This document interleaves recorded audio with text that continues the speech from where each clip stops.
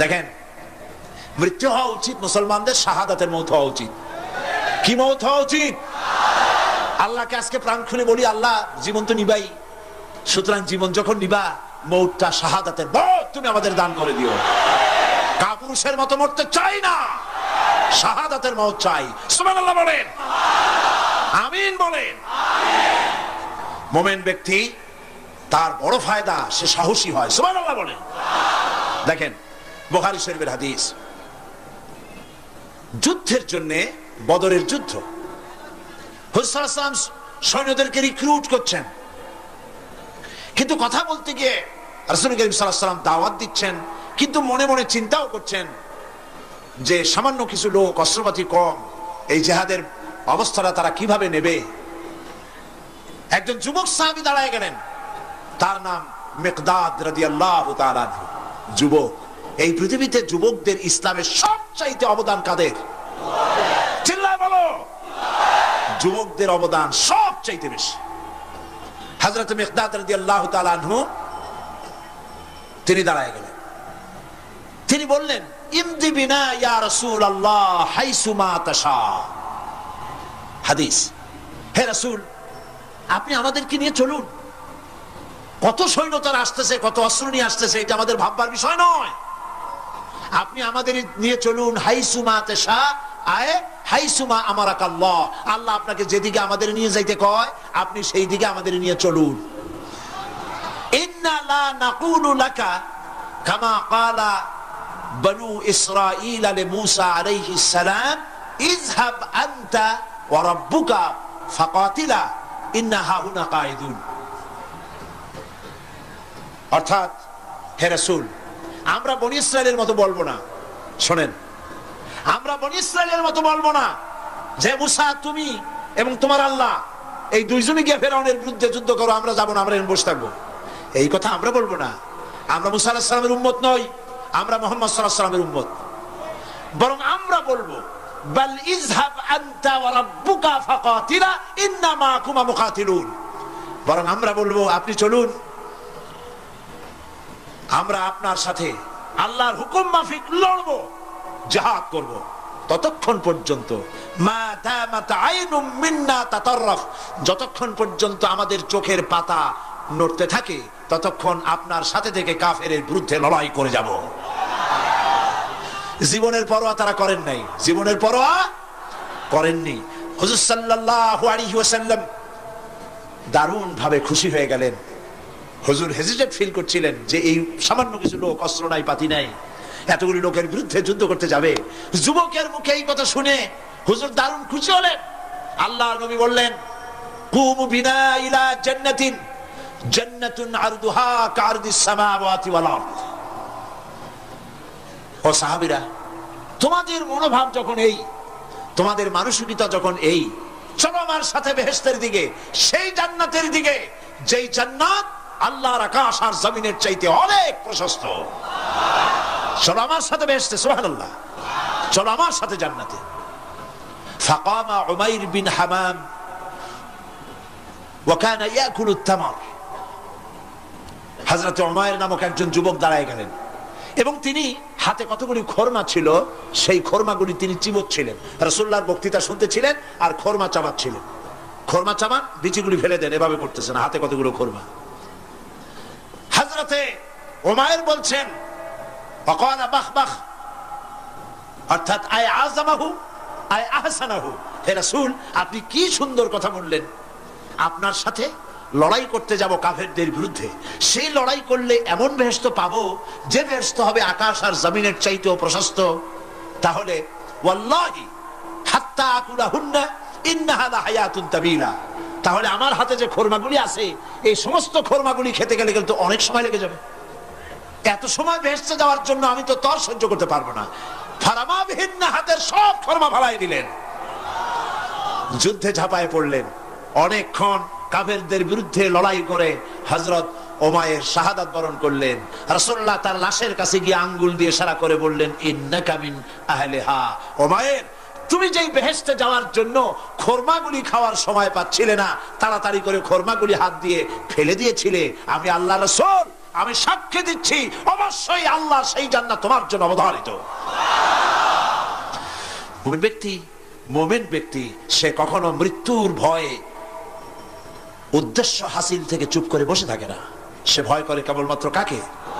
সে মৃত্যুর ভয়, মৃত্যু হবেই এবং আমার জন্য বিশ্বাস রাখতে হবে।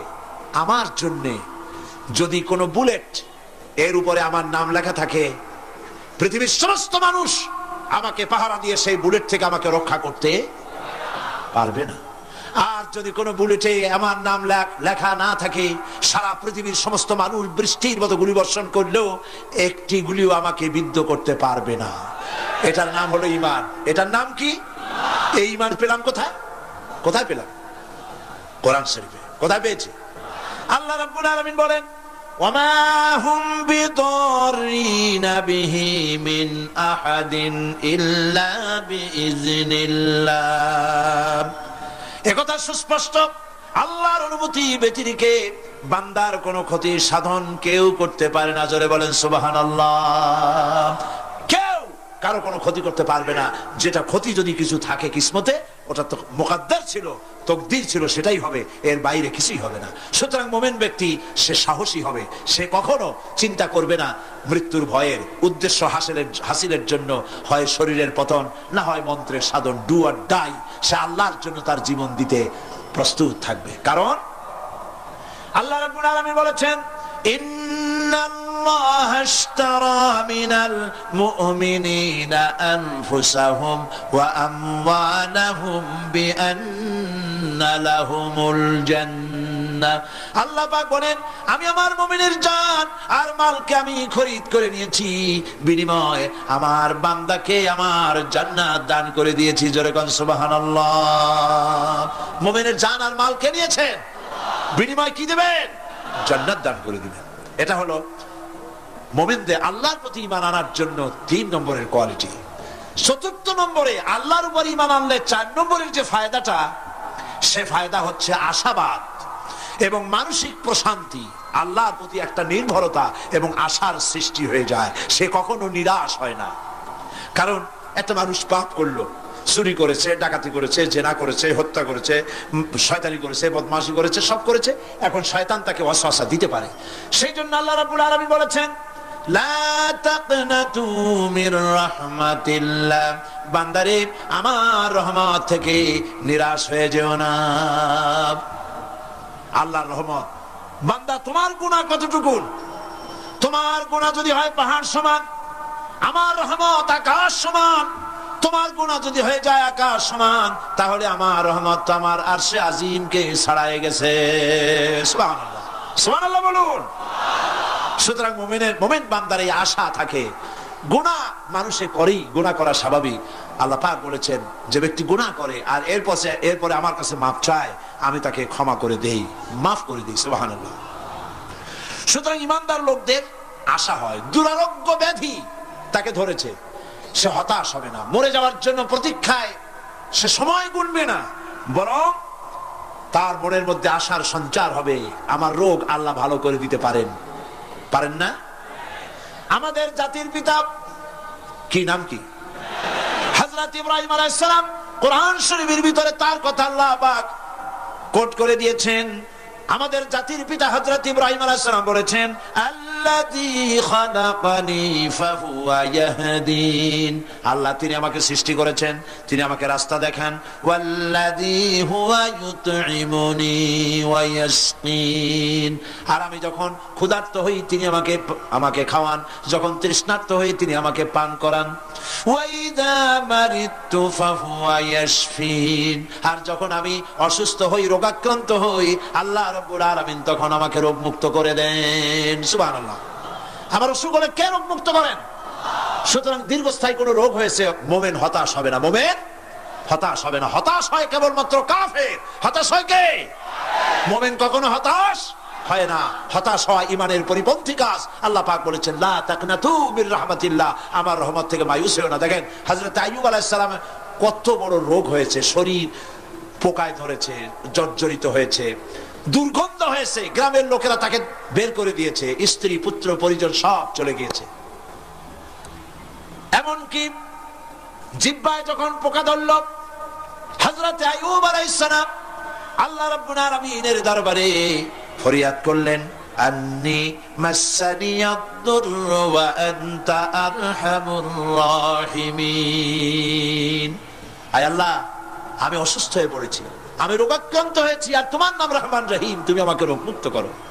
হযরত আইয়ুব আলাইহিস সালাম আল্লাহর দরবারে ফরিয়াদ করলেন, রব্বুল আলামিন সারা শরীরে পোকায় জর্জরিত হয়ে গেছে, এখন আমার জিহ্বায় পোকা ধরেছে, মাবুদ গো আমি তোমার কাছে ফরিয়াদ করি, আমার জিহ্বায় পোকা দিও না, কারণ জিহ্বাটাও যদি নষ্ট হয়ে যায় তাহলে তোমার মতো আল্লাহর জিকির আমি কি দিয়া করব। হযরত আইয়ুব আলাইহিস সালাম আল্লাহ পাকের কাছে যখন এ ধরনের ফরিয়াদ জানালেন, রব্বুল আলামিন তাকে তার রোগ মুক্ত করে দিলেন, তার স্ত্রী পুত্র সব আল্লাহ রব্বুল আলামিন ফিরাইয়া দিলেন। সুবহানাল্লাহ।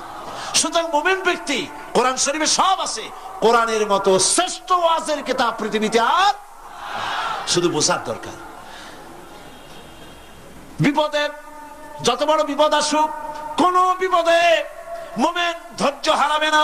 হযরত ইয়াকুব আলাইহিস সালামের ছেলে ইউসুফ আলাইহিস সালামকে যখন তিনি হারায় ফেললেন, তিনি অধৈর্য হয়ে গেছিলেন নাকি? অধৈর্য হন নাই।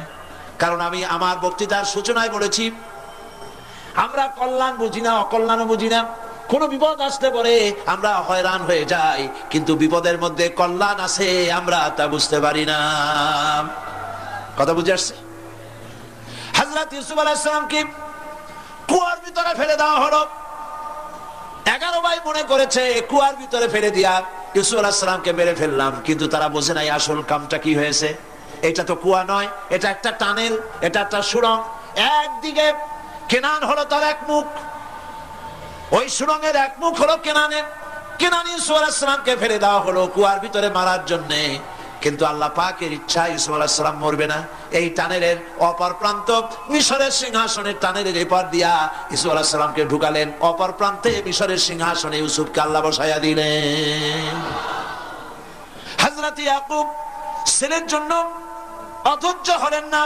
যখন তিনি খবর পেলেন ছেলে বাঘে খেয়ে ফেলেছে, তিনি তখন বলেছেন, ফাসাবরুন জামিলুন আসাল্লাহু আইয়াতিয়ানি বিহিম জামিআ ইন্নাহু হুয়াল আলিমুল হাকীম।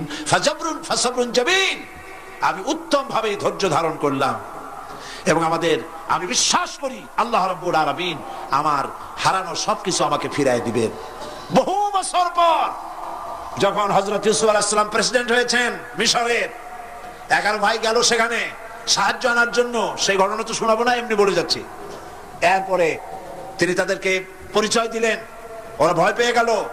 তিনি বললেন, ভয়ের কোনো কারণ নাই, লা তাসরিবা আলাইকুমুল ইয়াউম, আজকে আমি কোনো প্রতিশোধ তোমাদের নেব না। সুবহানাল্লাহ। এর নাম পয়গম্বর, এর নাম কি? আল্লাহর নবী। আমি আজকে কোনো প্রতিশোধ তোমাদের নেব না, তোমরা যাও। পিতার অবস্থা তিনি জানলেন, কাঁদতে কাঁদতে পিতার চোখ দুটো নষ্ট হয়ে গেছে। ইয়াকুব আলাইহিস সালাম, হযরত ইউসুফ আলাইহিস সালাম বললেন, যাও। নিজের জামাটা খুললেন, গায়ের জামা খুলে বললেন, ভাইরা আমার এই জামা নিয়ে যাও, আর আমার আব্বার চোখের উপরে এই জামাটা রেখে দিও। ছেলেরা যখন হযরত ইউসুফ আলাইহিস সালামের জামা নিয়ে মিশর থেকে রওনা করেছে, গল্প নয়, উপন্যাস নয়, আল্লাহ পাক এই কোরআন শরীফে সূরা ইউসুফে বলেছেন, জামানিয়া মিশর থেকে রওনা করেছেন। কোথায় মিশর আর কোথায় কেনান?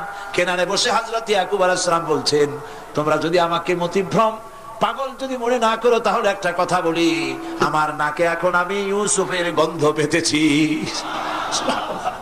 তোমরা যদি আমাকে মতিভ্রম না করো, তাহলে আমি বলি আমি কিন্তু ইউসুফের গন্ধ পেতেছি। সুবহানাল্লাহ। হযরত ইউসুফ আলাইহিস সালামের জামা এনে ভাইরা যখন হযরত ইউসুফের চোখের উপরে রেখে দিলেন, হযরত ইয়াকুবের দুটো চোখ সাথে সাথে আল্লাহ ভালো করে দিলেন। ফাসাবরুন জামিল, ধৈর্য ধরো। ঈমানদার ব্যক্তি আশার উপরে তার জীবন বাঁচে, কারণ যত বড় বিপদ আসুক না কেন, আশ্রয় পাওয়ার একটা জায়গা আছে, তার নাম হলো আল্লাহ। নাম কি? বলেন আল্লাহ। সবাই বলেন আল্লাহ, আল্লাহ, আল্লাহ, আল্লাহ। হযরত ইউনূস আলাইহিস সালাম মাছ থেকে গিলে ফেলে দিল, মাছটাকে গিলে মাটির অতল তলদেশে চলে গেছে। এত বড় বিপদ পৃথিবীর কোন মানুষের হতে পারে নাকি বলেন? কি বলেন? মাছের পেটের ভিতরে জানালা নাই, দরজা নাই, বেরোবার কোনো পথ নাই, মাছ গেছে পানির অতল তলদেশ।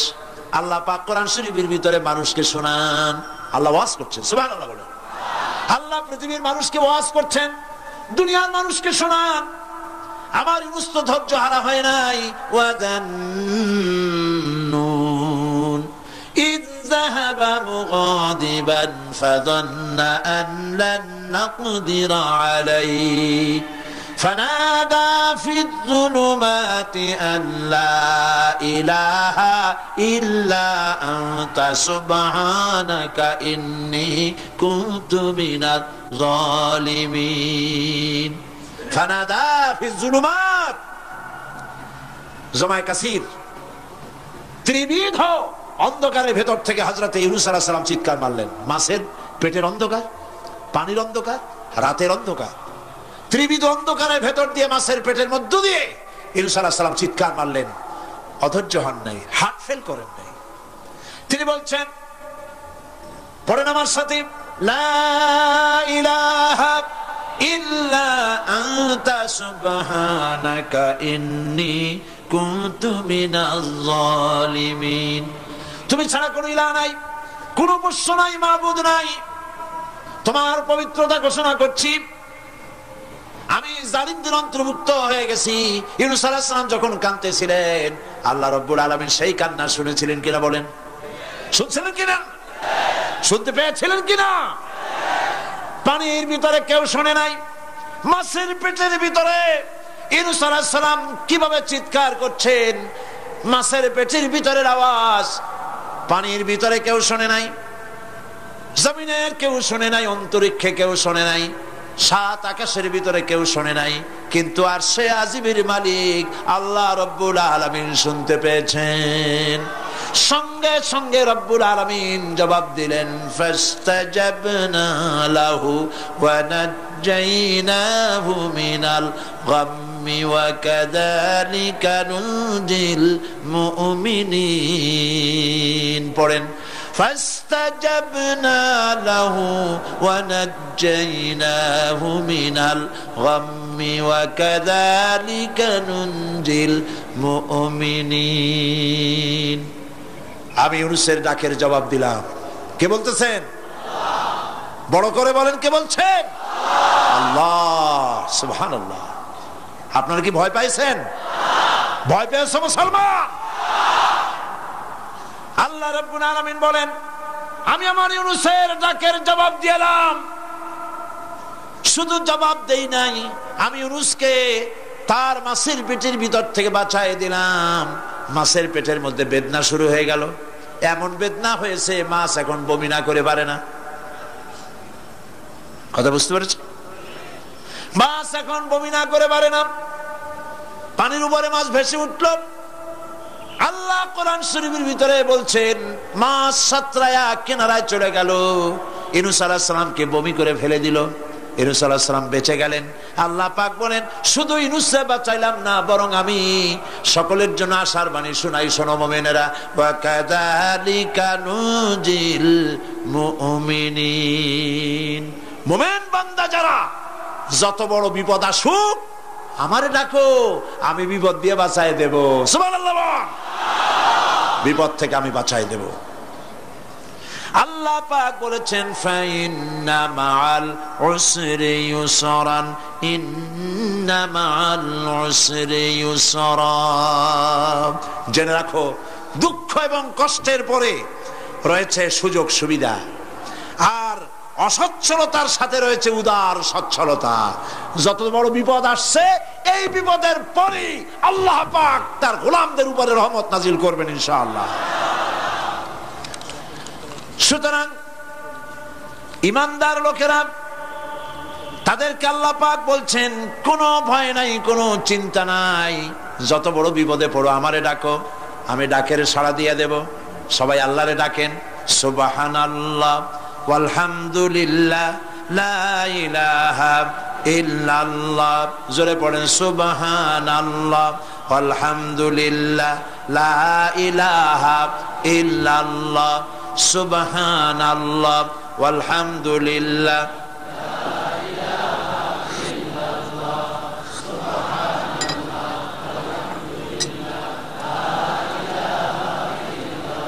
লা ইলাহা ইল্লাল্লাহু মুহাম্মাদুর রাসূলুল্লাহ। আল্লাহর উপর ঈমান আনলে যত ফায়দা হয় এত ফায়দা দুনিয়ায় কোথাও নাই। সুবহানাল্লাহ। আল্লাহর উপর ঈমান আনার ৫ম নম্বরের ফায়দা কয়টা বলছি? 5টা বলছি। আপনাদের অসুবিধা হচ্ছে নাকি? তাড়াতাড়ি শেষ করতেছে। 6টা বলবো, 6টা বলবো। এ হলো ৫ম নম্বর।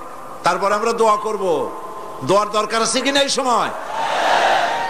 ৫ম নম্বরে আল্লাহর উপরে ঈমান আনলে পরে আরেকটি বড় ফায়দা, সেটা হলো কঠিন এবং কঠোর বিপদে আল্লাহ পাক তার মধ্যে অবিচলতার এবং ধৈর্য ধরার তৌফিক দিয়ে দেন। সুবহানাল্লাহ। যত বড় বিপদ আসুক, সেই বিপদে মুসিবতে আল্লাহ পাক মুমিনদেরকে আল্লাহর উপরে নির্ভরতা শিখায় দেন। সুবহানাল্লাহ। কারণ মুমিনদের জানা আছে যে ইমানদারদের বিপদ নতুন কিছু নয়, একেবারে আদম আলাইহিস সালাম থেকে শুরু হয়ে আসছে। ঠিক কিনা? আদম আলাইহিস সালামের বিপদ হয় নাই? আদম আলাইহিস সালামের বিপদ কি? শয়তান। তার বিপদ কি? শয়তান ছিল বিপদ। প্রত্যেক নবীর সময় মানুষের নবীদের কষ্ট দিছে, দেয় নাই? বিশ্বকবি ইকবাল বলেছেন, সতীজা কা রহা হ্যায় अज़ल से ताइमरोज, सतीजा का रहा है अज़ल से ताइमरोज, चरागे मुस्तफा भी से शरारे बुलहबीस। আবহমান কাল থেকে শুরু করে মুহাম্মদ সাল্লাল্লাহু আলাইহি সাল্লামের চারাগকে, নূরকে, ঈমানকে, ইসলামকে নিভায়ে দেওয়ার জন্য আবু জাহেলের গোষ্ঠীরা চিরকাল চেষ্টা করেছে। সব চেষ্টা কর্পূরের মতো উড়ে গেছে, মুহাম্মদ সাল্লাল্লাহু আলাইহি ওয়াসাল্লামের চারাগ টিম টিম করে জ্বলতে রয়েছে। আল্লাহ পাক বলছেন, ইউরিদুনা লিইউতফিউ নূরাল্লাহি বিআফওয়াহিহিম ওয়াল্লাহু মুতিম্মু নূরিহি ওয়ালাউ কারিহাল কাফিরুন। ওরা চায় মুখের ফু দিয়া, কারা? কাফেরেরা। ইসলাম সহ্য করতে পারে না যারা, ওরা চায় মুখের ফু দিয়া আমার আলোটাকে নির্বাপিত করে দেবে। আল্লাহ পাক বলেন, ওয়াল্লাহু মুতিম্মু নূরি, আমি আমার নূরকে পূর্ণতা দান করব। তাতে কাফির বেঈমানদের মনের ভিতরে যত জ্বালা হোক, যন্ত্রণা হোক, ওদের কলজা যত পুড়ুক, ইসলাম তার বিজয় পতাকা নিয়ে উঠবে, কেউ ঠেকাতে পারবে না। আল্লাহ রাব্বুল আলামিন, আল্লাহ পাক বলছেন, ওয়াকাযালিকা জাআলনা লিকুল্লি নাবিয়্যিন আদুওয়াম মিনাল মুজরিমিন। আর এমনি করে আমি সকল নবীর শত্রু বানিয়েছি সব পাপিষ্ঠ অপরাধ প্রবণ লোকদের। শুনছেন কথা? শোনেন নাই? আল্লাহ পাক বলছেন, দুনিয়ার সব নবীদের তাদের জন্য আমি শত্রু বানাইছি। কাদেরকে? যারা সব থেকে বেশি পাপিষ্ঠ, অপরাধ প্রবণ। এরা হচ্ছে নবীর দুশমন। এরা সব নবীদের সাথে দুশমনি করেছে। আজও দেশের আলেমদের সাথে দুশমনি করে সবচাইতে বড় পাপিষ্ঠরা। এটা কোরআন। এটা কি? কোরআন। জোরে বলেন, এটা কি? আল্লাহ রাব্বুল আলামিন বলছেন, ওয়াকাযালিকা জাআলনা লিকুল্লি নাবিয়্যিন আদুওয়াম মিনাল মুজরিমিন। সব পাপীরা, পাপিষ্ঠরা আমার দ্বীনের দাওয়াত যারা দেয় তাদেরকে জীবনের দুশমন মনে করে। কেন? শোনেন, আমি কার ওয়াজ শোনাচ্ছি? কার ওয়াজ শোনাচ্ছি? আমার আল্লাহর ওয়াজ। অপরাধটা কি? নবীদের বিরুদ্ধে, নবীর ওয়ারিস ওয়ারাসাতুল আম্বিয়া কারা? তো তাদের বিরুদ্ধে তাদের অপরাধটা কি? তাদের অপরাধ সম্পর্কে আল্লাহ নিজে বলেন, ওয়ামা নাকামু মিনহুম ইল্লা আন ইউমিনু বিল্লাহিল আজিজিল হামিদ। এদের বিরুদ্ধে অ্যাকশন নেওয়ার আর কোনো অপরাধ ওদের নাই। ওদের একমাত্র অপরাধ, ওরা আল্লাহর জমিনে আল্লাহর আইন প্রতিষ্ঠা করতে চায়। এটাই হচ্ছে অপরাধ। এই অপরাধে নবীদের শাস্তি হয়েছে, নবীরা মার খেয়েছেন, সাহাবায়ে কেরাম মার খেয়েছেন। আমরা তো সাহাবায়ে কেরামের জুতার ধুলার সমানও নই, সুতরাং এগুলি আমাদের পাওনা। এই রক্তের বিনিময়, জীবনের বিনিময় আল্লাহ পাক তার দ্বীনকে প্রতিষ্ঠা করবেন ইনশাআল্লাহ। হযরতে খাব্বাব, বুখারী শুনুন, বুখারীর হাদিস। আমি কোনো কথা বানিয়ে বলি না, আমি লেখাপড়া করি, পড়াশোনা করি, চোখে দেখি, তারপরে কথা বলার চেষ্টা করি। বাজে গপ্প কিস্সা কাহিনী বলার অভ্যাস আমার কোনো কালে ছিল না, নাই। রাসূল করিম সাল্লাল্লাহু আলাইহি ওয়াসাল্লামের মতো মানুষ, ওনার মতো মানুষ, আহারে, তার চাইতে শ্রেষ্ঠ মানুষ কি পৃথিবীতে আছে? তিনি মার খাইছেন না খান নাই? আহা, কিভাবে তাকে মারলো! গলায় চাদর দিয়ে পেঁচাইয়া আছাড় মেরে ফেলে দিয়ে তারপরে তাকে প্রহার করা হয়েছে। আবু জাহেল মেরেছে, বেহুশ হয়ে গেছেন হুজুর। হযরতে হামজা তখনও কাফের ছিলেন। শিকার থেকে ফিরে এসে মুহাম্মদ সাল্লাল্লাহু আলাইহি ওয়াসাল্লামের অবস্থা দেখে পায়ের রক্ত মাথায় উঠে গেছে। আপন ভাইয়ের ছেলে, আর এমন ছেলে। চলে গেলেন আবু জাহেলের বাড়ি, বললেন, আবু জাহেল, তুই নাকি মুহাম্মদ সাল্লাল্লাহু আলাইহি ওয়াসাল্লাম মারছিস, কেন মারলি?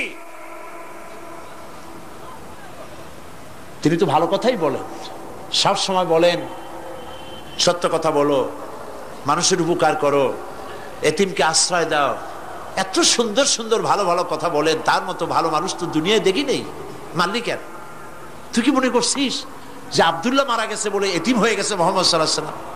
তোর মনে রাখা উচিত, আব্দুল্লাহ মারা গেছে, হামজা মরে নাই। হযরত হামজা ধনুক বাইর করলেন, এক বাড়ি মারলেন মাথার উপরে, মাথা ফাটা রক্ত বেরিয়ে গেল। হামজা হন হন করে হেঁটে এলেন রাসূলের কাছে। হুজুরের অসুস্থ দেহ মোবারক কোলে উঠায় নিয়ে বললেন, বাবা, তার মস্তক মোবারক কোলে উঠায় নিয়ে বললেন, আমি আবু জাহেলের মাথা ফাটিয়ে রক্ত বের করে দিয়ে এসেছি, তুমি একটু খুশি হও। হুজুর বললেন, চাচা, কার মাথা ফাটাইছেন, কার রক্ত বের করেছেন, এই কথা বলে তো আমাকে আপনি খুশি করতে পারবেন না। তিনি বললেন, বাবা, তুমি কি হলে খুশি হও? তিনি বললেন, আমি খুশি হই চাচা, তোমার মুখে যদি একটা বার আমি ঈমানের কলেমা শুনতে পাই। হযরতে হামজা বললেন, মুহাম্মদ সাল্লাল্লাহু আলাইহি ওয়াসাল্লাম, আমার বুঝতে মোটেও কষ্ট হয়নি, তুমি কোনো সাধারণ মানুষ নও। সাধারণ মানুষের প্রতিশোধে তুমি বিশ্বাসী হতে, খুশি হতে, প্রতিশোধে বিশ্বাসী হওনি। তুমি অবশ্যই আল্লাহর নবী। আমি আল্লাহকে সাক্ষী রেখে, আমি তোমাকে সাক্ষী রেখে ঈমানের কালেমা ঘোষণা করছি, লা ইলাহা ইল্লাল্লাহু মুহাম্মাদুর রাসূলুল্লাহ। ভাইরা আমার, আল্লাহর দ্বীন প্রতিষ্ঠার জন্য আমার নবীদেরকে কষ্ট করতে হয়েছে, সাহাবায়ে কেরামদেরকে কষ্ট করতে হয়েছে, আল্লাহর ওলিদেরকে। ইমাম আবু হানিফা রাহমাতুল্লাহ আলাইহি 8 বছর জেলের মধ্যে রাখা হয়েছিল। ইমাম আহমদ বিন হাম্বলকে চাবুক মেরে মেরে গায়ের গোশত আর চামড়া তুলে ফেলে দেওয়া হয়েছিল। তারপরেও তারা বাতিলের সামনে মাথা নত করে নাই। এর নাম হচ্ছে ইসলাম। এর নাম কি? বুখারীর হাদিস, হযরত খাব্বাব বিন আরিত রাদিয়াল্লাহু তাআলা আনহু। বুখারীতে হাদিসটা এভাবে এসেছে, ওয়ান খাব্বাব বিন আরিত রাদিয়াল্লাহু তাআলা আনহু আন্নাহু قال قال شكونا الى رسول الله صلى الله عليه وسلم وهو متوسد بردة له في ظل الكعبة। তিনি বললেন, আমরা রাসূলের কাছে গেলাম, যায় দেখি রাসূল করিম সাল্লাল্লাহু আলাইহি ওয়াসাল্লাম কাবা শরীফের ছায়ায় আরাম ফরমাচ্ছেন। আমরা কাছে গিয়ে বললাম, আলা তাস্তানসিরু লানা আলা তাদউ লানা ইয়া রাসূলুল্লাহ, হে রাসূল, আপনি কি আমাদের জন্য দোয়া করবেন না? আমরা তো মার খেতে খেতে শেষ হয়ে গেলাম। আমাদের খাব্বাবকে, খুবাইবকে, আম্মারকে, সুমাইয়াকে মেরে শেষ করে দিল। ওরা আমাদেরকে না খাওয়ায় রাখে, সারা রাত খেতে দেয় না, ঘুমাতে দেয় না। তারা আমাদের বেলালকে মেরে মেরে রক্তাক্ত করে উত্তপ্ত মরুভূমির উপরে চিৎ করে শোয়ায়, বুকের উপরে পাথর চাপা দিয়ে রেখেছে। ওরা সাহাবায়ে কেরামদেরকে মারতেছে, না খাওয়ায় রাখতেছে। হুজুর, আপনি কি আল্লাহর কাছে দোয়া করবেন না? এখনো কি দোয়ার সময় আসে নাই? হাদিস শরীফে এসেছে, হুজুর সাল্লাল্লাহু আলাইহি ওয়াসাল্লাম উঠে বসলেন, বললেন, ও খাব্বাব, তোমাদের আগে এই পৃথিবীতে যারা দ্বীনের দাওয়াত নিয়ে এসেছিলেন, সমকালীন রাষ্ট্র শক্তি তাদেরকে ধরত, ফায়ুহাজুর রাজুলু ফায়ুহফারু লাহু ফিল আরদ, তাদেরকে ধরে তাদের জন্য কবর খনন করা হতো জীবিত মানুষের জন্য। ফায়ুজআলু ফিহা, এরপরে সেই গর্তের ভিতরে তার কোমর পর্যন্ত গেড়ে দেওয়া হতো। সুম্মা ইউতা বিল মানশার, এরপরে করাত আনা হতো। ফায়ুদাউ আলা রাসিহি, এরপরে সেই করাত তার মাথার উপরে রাখা হতো। ফায়ুজআলু নিসফাইন, করাত দিয়া ঘষে ঘষে চিড়ে চিড়ে জীবিত মানুষকে দ্বিখণ্ডিত করে ফেলে দেওয়া হতো। মা ইয়াসুদ্দুহু যালিকা আন দীনিহি, এত কষ্ট দেওয়ার পরেও আল্লাহর গোলামদেরকে এক চুল জায়গা দিন থেকে সরায় দেওয়া যায় নাই। ওয়াল্লাহি ওয়াল্লাহি, ও খাব্বাব, আমি আল্লাহর নামে কসম করি, লাইউতাম্মান্নাল্লাহু হাযাল আমরা হাত্তা ইয়াসিরু রাকিবু মিন সানআ ইলা হাদরামাউত। আমি আমার আল্লাহর নামে কসম করি। কে কসম করছেন? সুবহানাল্লাহ বলবেন না? রাসূলুল্লাহ কসম করছেন, আমি কসম করি আল্লাহর, সেদিন বেশি দূরে নয়, যেদিন ইয়েমেনের রাজধানী সানা থেকে শুরু করে হাজরামাউত পর্যন্ত হাজার হাজার মাইল সওদাগরেরা তাদের পণ্য নিয়ে, মহিলারা তাদের সৌন্দর্যের পসরা নিয়ে একাকিনী অথবা দলবদ্ধভাবে যাতায়াত করবে মরুভূমির উপর দিয়ে। লা ইয়াখাফু ইল্লাল্লাহ, আল্লাহ ছাড়া তাদের অন্তঃকরণে কোনো ভয় থাকবে না। ওয়ালাকিন্নাকুম তাস্তাজিলুন, তোমরা বড্ড তাড়াহুড়ো করছো, অপেক্ষা করো, সেরকম সময় আসবে। রাসূল করিম সাল্লাল্লাহু আলাইহি সাল্লাম সেরকমের সময় দিতে পেরেছিলেন নাকি পারেন নাই? পেরেছিলেন কিনা? সেজন্য রক্ত দিতে হয়েছে, সেজন্য মার খেতে হয়েছে, সেজন্য জেলে যেতে হয়েছে। রাসূল করিম সাল্লাল্লাহু আলাইহি সাল্লামকে, জেল তো নতুন কিছু নয়। ইউসুফ আলাইহিস সালাম জেলে থাকেন নাই? জেলে থাকেন নাই? থেকেছেন। রাসূল করিম সাল্লাল্লাহু আলাইহি সাল্লাম জেলে ছিলেন না? সেই জেল এরকমের দেওয়ালে ঘেরা জেল নয়, পাহাড়ে ঘেরা, চতুর্দিক থেকে পাহাড়ে ঘেরা শিয়াবে আবি তালেব 3 বছর। কতদিন? টানা 3 বছর রাসূল, তার সাহাবী, তাদের স্ত্রীরা, বাচ্চা বাচ্চা ছেলেপেলেরা 3 বছরের মধ্যে সরকার ঘোষণা করেছে এদের সঙ্গে কথা বলবে না, বাজার ঘাটে যেতে পারবে না, কেনা বেচা করতে পারবে না, সামাজিক বয়কট, সামাজিকভাবে বয়কট করে রেখেছে। সাথে যা ছিল খাবারগুলি শেষ হয়ে গেছে, তারপরে উট ছিল, ভেড়া ছিল, খাইয়ে শেষ হয়ে গেছে। এরপরে যখন কিছু নাই, উটের চামড়া ভিজায়া ভিজায়া, শুকনা চামড়া ভিজায় খেয়েছে। যুবকেরা ক্ষুধার যন্ত্রণায় বাবলা গাছের পাতাগুলি চাবায়ে খাইতে গিয়া কাটা ফুটে জিহ্বা থেকে রক্ত পড়েছে। বাচ্চা ছেলেপেলেগুলি মায়ের বুকে দুধ পায় নাই, না পায়া বাচ্চারা চিৎকার করে উঠেছে। এই চিৎকার, ক্ষুধার জ্বালার এই চিৎকারের আওয়াজ শুনে কাফেরেরা চতুর্দিকে অট্ট হাসিতে ফেটে পড়েছে। সুতরাং জেল জুলুম মুসলমানদের জন্য, আলেমদের জন্য, পীর বুজুর্গদের জন্য নতুন কিছু নয়। এই জুলম, এই অত্যাচারের পরেই আল্লাহ পাকের দ্বীন কায়েম হয়েছিল মদিনায়। রাসূলুল্লাহ বলেছিলেন, খায়রুল কুরুনি কারনি, সর্বশ্রেষ্ঠ যুগ আমার যুগ।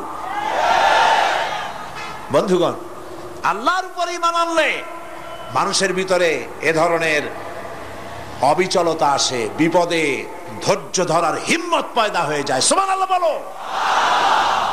মুসা আলাইহিস সালাম কে? মুসা আলাইহিস সালাম কোরআন ওয়াজ করতেছে। সুবহানাল্লাহ বলে। গল্প করতেছি না কোরআন শোনাচ্ছি? গল্প করতেছি না হাদিস শোনাচ্ছি? আল্লাহ রাব্বুল আলামিন বলেন, ফেরাউন মূসা আলাইহিস সালামকে চতুর্দিক থেকে 3 দিক থেকে ঘেরাও করেছে। একদিকে দরিয়া, 3 দিকে ফেরাউনের সৈন্যরা। কোরআন শরীফে ঘটনা এভাবে তুলতেছে, ফালাম্মা তারাআল জামআন ক্বালা আসহাবু মূসা ইন্না লামুদরাকুন। মূসা আলাইহিস সালামের সাথীরা বলছেন, হে মূসা, আমরা তো পাকড়াও হয়ে গেছি, পালাবার কোনো পথ নাই, মরছি। মূসা আলাইহিস সালাম ভয় পাইছিলেন নাকি? ঈমান কারে বলে? হযরত মূসা আলাইহিস সালাম বললেন, কাল্লা ইন্না মা'য়া রাব্বী সায়াহদিন। নিশ্চয়ই নয়, অবশ্যই নয়, রব্বী সায়াহদিন, আমার প্রভু অবশ্যই, সিন দিয়ে বোঝানো হচ্ছে অবশ্যই আমার রব আমার জন্য রাস্তা করে দেবেন। এর নাম ঈমান। সুবহানাল্লাহ বলেন। এর নাম ঈমান। চতুর্দিক থেকে বিপদ ঘনীভূত, বেরোবার কোন রাস্তা নাই। ওর মধ্য দিয়ে ওমাইয়াত্তাকিল্লাহা ইয়াজআল লাহু মাখরাজা, কোন রাস্তা নাই, চতুর্দিকে অন্ধকার। এরপরে যদি বান্দা আমার উপরে ভয় করে, আমাকে ভালোবাসে, আমাকে ভয় করে, সবর ইখতিয়ার করে, অন্ধকারের ভেতর থেকে নিশ্ছিদ্র অন্ধকারের ভেতর দিয়ে আলোর রশ্মি বের করে মুমিনদের যাওয়ার জন্য রাস্তা করে দেব। মূসা আলাইহিস সালাম বললেন, ভয় পাইও না, আল্লাহ আমাদের পথ তৈরি করে দিবেন। আল্লাহ রাব্বুল আলামিন হযরত মূসা আলাইহিস সালামকে বললেন, হাতের লাঠি দিয়া দরিয়ার উপরে আঘাত করো। মূসা আলাইহিস সালাম আঘাত করলেন। রাস্তা দরকার ছিল একটার। মূসা আলাইহিস সালামের এক আঘাতে রব্বুল আলামিন দরিয়ার ভিতরে মূসা আলাইহিস সালাম এবং তার সাথী সঙ্গীদের পারাপারের জন্য 12টা রাস্তা পয়দা করে দিলেন। গল্প না কোরআন। রাস্তা তৈরি হয়ে গেল 12টা, সব পার হয়ে গেল। ফেরাউন তার দলবল নিয়ে আসছে। আল্লাহ রাব্বুল আলামিন বলেন, ওয়া আনজাইনা মূসা ওয়া মান মাআহু আজমাইন সুম্মা আগরাকনাল আখারিন। মূসা আলাইহিস সালামকে পার করলাম, পিছনে যারা আসতেছিল, কারা আসতেছিল? ফেরাউন। ফেরাউন আসছে তার দলবল নিয়ে। আসে রাস্তা দেখা মনে করছে ওর বাজানের তৈরি করে রাস্তা, দলবল নিয়ে নামছে। দরিয়ার মাঝখানে এলো, আল্লাহ পাক অর্ডার করলেন কুল, ব্যাস রাস্তা বন্ধ হয়ে গেল। রাস্তা কি হয়ে গেল? শুরু হয়ে গেল চুবনি। পানির ভিতরে চুবনি খাচ্ছে, নিচে যায়, উপরে ওঠে। পানি খাইতে খাইতে পেট পটকা মাছের মতো এরকম মোটা হয়ে গেছে। ডুবে ডুবে সব মরছে। এখন ফেরাউন একা, কেউ নাই। ফেরাউন একা। ফেরাউন পানির ভিতরে চুবনি খেতে খেতে তুফানের ভিতর থেকে নাক একটু জাগায় আর বলে, আমানতু আন্নাহু লা ইলাহা ইল্লাল্লাযী আমানাত বিহি বানু ইসরাঈল। ও আল্লাহ, তুমি ছাড়া কোনো ইলাহ নাই, আমি ঈমান আনলাম ওই আল্লাহর উপরে। বনি ইসরাঈল ঈমান আনছে যার উপরে, কাজী বনি ইসরাঈলদের পার করে দিয়েছো, আমারও পার করো। আল্লাহ তুমি রক্ষা করো, আমি তো মুসলমান। ওয়া আনা মিনাল মুসলিমিন, আমি তো মুসলমান, কলেমা পড়লাম, তারপরও চুবাও কেন? আল্লাহ রাব্বুল আলামিন বলেন, আল আন, এখন وقد عصيت قبل وكنت من المفسدين। এখন ঈমান আনতেছ, আর এর পূর্বে আমার দিন যারা জমিনে প্রতিষ্ঠিত করতে চেয়েছে তাদেরকে জেল দিয়েছো, জুলুম করেছো, অত্যাচার করেছো। আজ তোমাকে ছাড়বো না, তোমাকে শুধু মারবই না, আলিয়াউমা নুনাজ্জিকা বিবাদানিক, আলিয়াউমা নুনাজ্জিকা বিবাদানিক, আমি তোরে শুধু মারবই না। কে বলতেছেন? জোরে বলেন, কে বলতেছেন?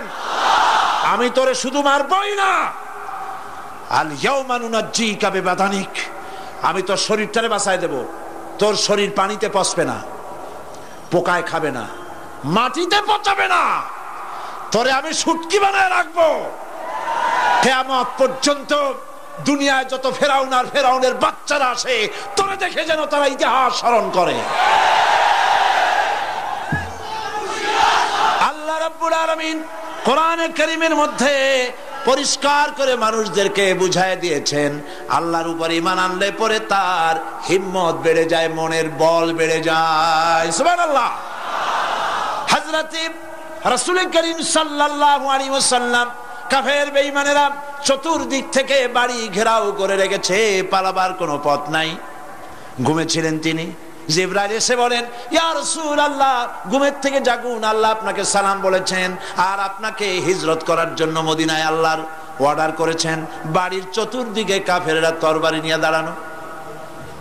নবীজি ঘুমের থেকে জেগে হযরত আলীকে ডেকে বলেন, আলী রে, আমার বিছানায় আমার চাদর মুড়ি দিয়া ঘুমায় থাকো, আল্লাহ আমাকে অর্ডার করেছেন, আমি মদিনায় চললাম। হযরত আলী হুজুরের দিকে তাকায় বলেন, ইয়া রাসূলুল্লাহ, আপনার বিছানায় আপনার চাদর মুড়ি দিয়ে আমি ঘুমায় থাকবো, সকালবেলায় কাফের বেঈমানেরা এই ঘরের মধ্যে প্রবেশ করে আপনার কম্বলের নিচে আমারে দেখে তারা মোহাম্মদ মনে করে আমারই তারা কেটে কেটে টুকরা টুকরা করে দেবে। আমার কোনো আপত্তি নাই, কোনো ভয় নাই, কোনো চিন্তা নাই, কোনো দুঃখ নাই, বরং আমার মনের মধ্যে এটাই তৃপ্তি হবে যে আমি আলীর জীবনের বিনিময়ে আল্লাহর নবী দুনিয়ায় বেঁচে থাকেন। নবীজি ঘরের থেকে বেরোলেন, চতুর্দিকে দেখেন কাফের বেঈমানেরা দাঁড়ানো, শত শত কাফের, হাতে তরবারি। হুজুর সাল্লাল্লাহু আলাইহি ওয়াসাল্লাম এক মুষ্টি বালু হাতে নিলেন, এক মুঠো বালু হাতে নিয়ে ফু দিয়া বালুগুলো ছেড়ে দিলেন। ঘরের চতুর্দিকে যত কাফের ছিল সবগুলির চোখের মধ্যে বালি ঢুকে গেছে। চোখের মধ্যে যদি বালি ঢোকে তাহলে কি মজা লাগে না? দুই হাত দিয়া সমানে ঘষা শুরু করছে কাফেরেরা, দুই চোখ আঙ্গুল দিয়া ঘষাঘষি করছে। এই ফাঁক দিয়া নবীজি বেরিয়ে গেলেন, একটা কাফেরও দেখে নাই নবী কোথায় গেলে। আল্লাহ পাক পরবর্তী সময়ে নবীজিকে শোনায় দিলেন, ওয়ামা রামাইতা ইয রামাইতা ওয়ালাকিন্নাল্লাহ রামা। নবী, আপনি নিক্ষেপ করেন নাই যখন আপনি নিক্ষেপ করছিলেন, আপনি তো শুধু ধুলাগুলো ধরে এমনি ছাড়ছেন। ঘরের চতুর্দিকে সমস্ত কাফেরদের চোখে বালি পৌঁছে দেওয়ার দায়িত্ব আমার কুদরত গ্রহণ করেছিল। নবীজি হযরত আবু বকরের বাড়িতে এলেন, দরজায় দাঁড়িয়ে নক করেছেন, ভেতর থেকে আওয়াজ এলো। হুজুর বললেন, ইয়া আবু বকর। হযরত আবু বকর পিছন থেকে দরজার মধ্য থেকে ঘরের মধ্য থেকে জবাব দিলেন, লাব্বাইকা ওয়া সাদাইকা ইয়া রাসূলুল্লাহ। হুজুর প্রশ্ন করলেন, আবু বকর, গভীর রাত্রে জিবরাইল আমারে ঘুম থেকে জাগাইলো, তোমারে জাগাইলো কে? এক ডাকে উঠলা কেমনে? হযরত আবু বকর বলেন, ইয়া রাসূলুল্লাহ, আপনি আমারে নিয়ে হিজরত করবেন বলেছিলেন, আমি চিন্তা করেছি না জানি কত রাত্রে নবীজি আসেন, আর আমার দরজায় দাঁড়ায়া নবীজি আমারে ডাকবেন, আমি থাকবো শুয়া, বেয়াদবি হয়ে যাবে। এই জন্য বিছানায় না ঘুমায়া আপনার পবিত্র জবানের ডাক শোনার জন্য এত রাত ধরে এই দরজার সঙ্গে দাঁড়ায়া দাঁড়ায়া ঘুমাইতেছিলাম। নবীজি হযরত আবু বকর রাদিয়াল্লাহু তাআলা আনহুকে সঙ্গে করে নিয়া মদিনার পথ পরিহার করে মেসফালার মধ্য দিয়ে যারা হজে গেছেন দেখে আসছেন, মেসফালা জাবালে কেদোয়া, মেসফালার উপর দিয়া জাবালে কেদোয়ার উপর দিয়া আরো একটা পাহাড় পাড়ি দিয়া জাবালে সুরে চড়ে গেলেন। সন্ধ্যা হয়ে গেল, ফজর হয়ে কি বলে ফজরে রক্ত হয়ে গেল। হযরত আবু বকর বলেন, ইয়া রাসূলুল্লাহ, পালাবার উপায় নাই, ধরা পড়ে যাব, তাড়াতাড়ি চলেন গুহার মধ্যে ঢুকি। তবে পাহাড়ে গুহা, সাপ থাকতে পারে, বিচ্ছু থাকতে পারে, আমি আগে ঢুকি, কোনো বিপদ হয় আমার উপরে হয়ে যাক, আল্লাহর নবী সুস্থ থাকুক। হযরত আবু বকর কি মহব্বত, নিজের জীবনের চাইতে রাসূলের মহব্বত বেশি, সুবহানাল্লাহ। এই জন্য নবীজি বলেছেন,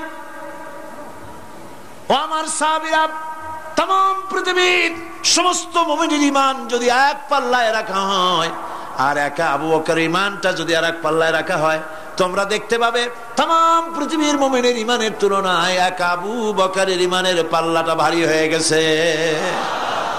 হযরত আবু বকর গোয়া সাফ করে হুজুরকে ডাকলেন, হুজুর ভিতরে ঢুকলেন, বলেন আবু বকর, সারা রাতের একটা বিরাট অংশ হাঁটছি, পাহাড় বেয়েছি, কষ্ট হয়েছে, তুমি একটু বসো, তোমার উরুর উপরে মাথা রেখে আমি একটু ঘুমায় যাই।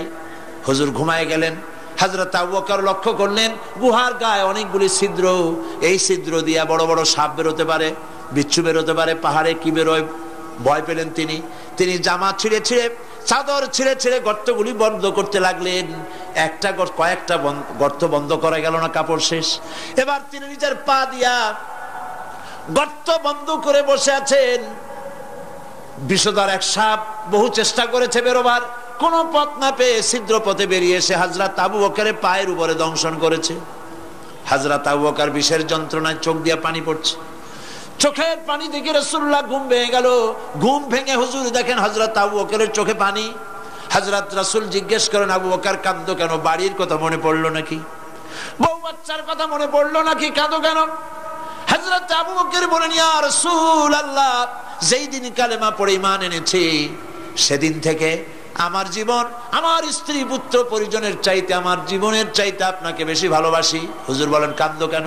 হযরত আবু বকর সাপের দংশনের কথা বললেন, যন্ত্রণায় কাঁদতেছি। হুজুর মুখ থেকে একটুখানি থুতু মোবারক বার করে